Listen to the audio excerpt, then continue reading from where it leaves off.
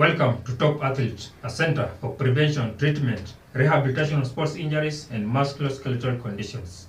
In this video, I'm talking about common hand injuries for goalkeepers and their prevention methods. Attempting to prevent your opponent from scoring is putting your body in harm's way. Your efforts can take a toll on your body, especially on your hands. So, what are the common hand injuries for goalkeepers in soccer? 1. Collateral ligament injuries. This is what is commonly called a sprain, which results when you stop a ball, fall, collide with other players or a goalpost. These injuries are pretty minor, and if you take it easy, it usually heals on its own. However, sprained thumbs can be a bit more serious, and you may need surgical fix before you return to game. Number 2, metacarpal and phalanges fractures. Metacarpals and phalanges are just the scientific names for hand and finger bones. Fractures to this are some of the most common goalkeeper injuries. Your hands absorb impact of fast traveling balls, and if they hit at wrong angles, they can break a bone. Number 3, dislocations. A dislocation is caused by the ball impacting the palm side of the finger when trying to stop a goal. They are usually minor concerns as they just need strapping, but in rare cases, a dislocation may require surgery, especially if you experience recurrent dislocations.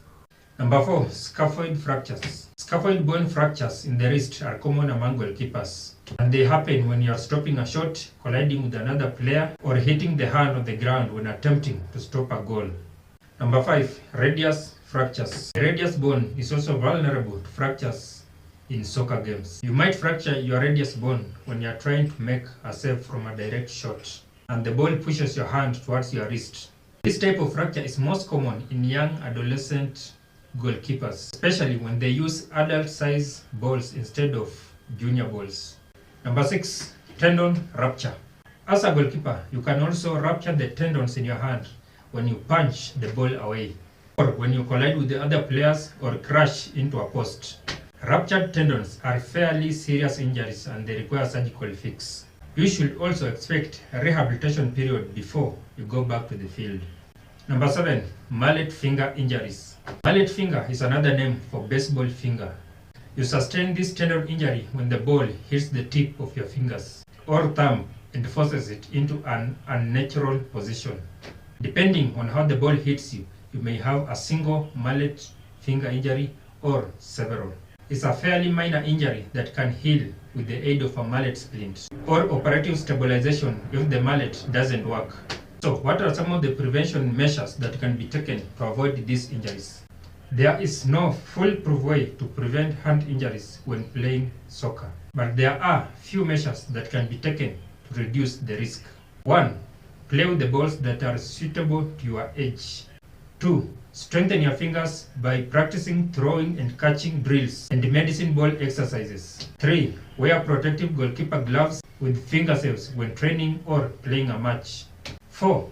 Tape your fingers and wrist before each game for extra support. Taping all the time during exercises isn't necessary as it can prevent muscle building.